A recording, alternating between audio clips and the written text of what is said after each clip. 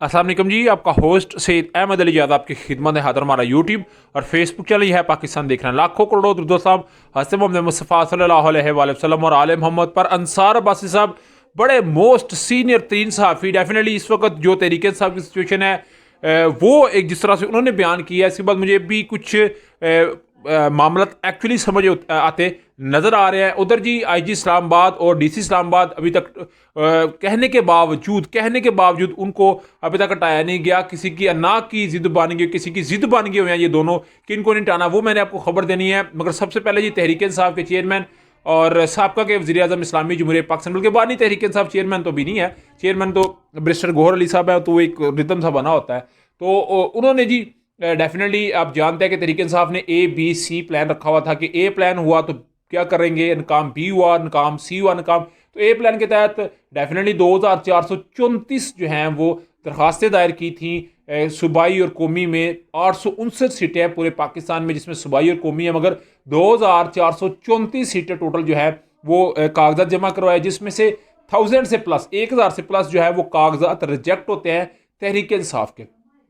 अगर जिस जगह से मैं बात कर रहा हूँ तो अगर मेरी सराउंडिंग में जितने तरीके इंसाफ के सूबाई या कौमी के तमाम की जो है वो कागजात को मुस्तरद कर दिया गया। ये मेरे पास इस वक्त डाटा मौजूद है। मगर तहरीक इंसाफ के चेयरमैन ने ये बात कही है कि हमने प्लान बी पे आना है। अभी प्लान बी में डेफिनेटली वो ट्रिब्यूनल के पास जाएंगे, हाई कोर्ट के जजेस के पास जाएंगे, डेफिनेटली हाई कोर्ट के ऊपर मजीद प्रेशर बढ़ेगा। मगर हाई कोर्ट ने डेफिनेटली 3 जनवरी तक जो है इसको सुना जाएगा। इस पर जो इतराज़ात है डेफिनेटली अगर आप उस लिस्ट को पढ़ें जिसमें उनको रिजेक्ट किया गया है या हैव बीन रिजेक्टेड लिखा गया है, तो उसकी कैंडिडेट का CNSA के ऊपर रीज़न लिखी गई है ब्रीफली कि क्यों उसको रिजेक्ट किया गया। तो डेफिनेटली उसको पूरा करना है, उसकी जस्टिफिकेशन देनी है, उसके ऊपर अपने आर्गूमेंट दे के वकला ने उसको चीज़ को क्लियर करना है। मगर तहरीक इंसाफ के चेयरमैन ने ये बात कही है, अरबानी ने ये बात कही है कि किसी सूरत नवाज शरीफ साहब का मुकाबला नहीं छोड़ना, चाहे आखिरी बंदा भी क्यों ना हो। इस जमात को टांगा जमात हमने साबित करना है, किसी सूरत भी ये जो है वो जुल्म तहरीक इंसाफ के साथ बर्दाश्त नहीं किया जाएगा। मगर ये तो कहने की बातें हैं,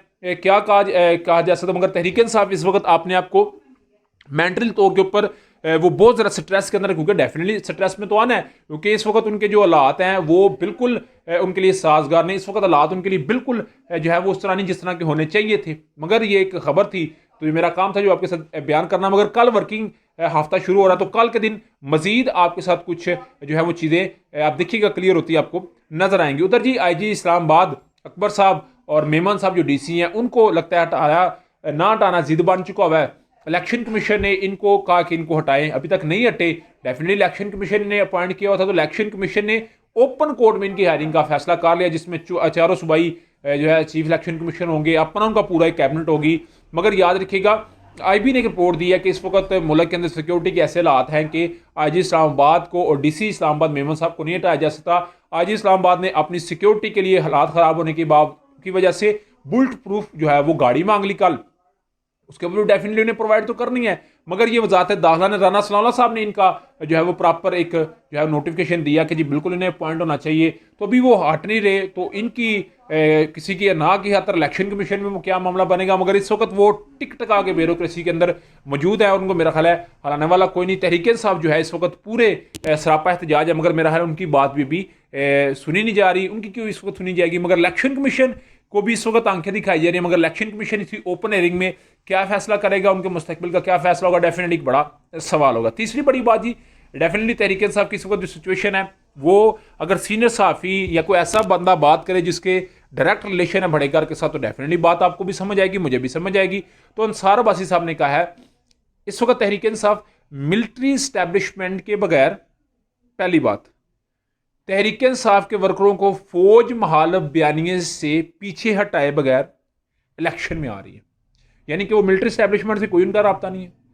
अपने कारकुनों को उन्होंने नहीं कहा कि आप फौज के मुखालफत ख़त्म करें, कहते वो इलेक्शन में आ रही है। अगर इस तरह तहरीक इंसाफ इंतखाबात जीत जाती है तो फिर सियासी अदम इस्तेहकाम और अनारकी फैलेगी। ये अंसार अब्बासी साहब कह रहे हैं।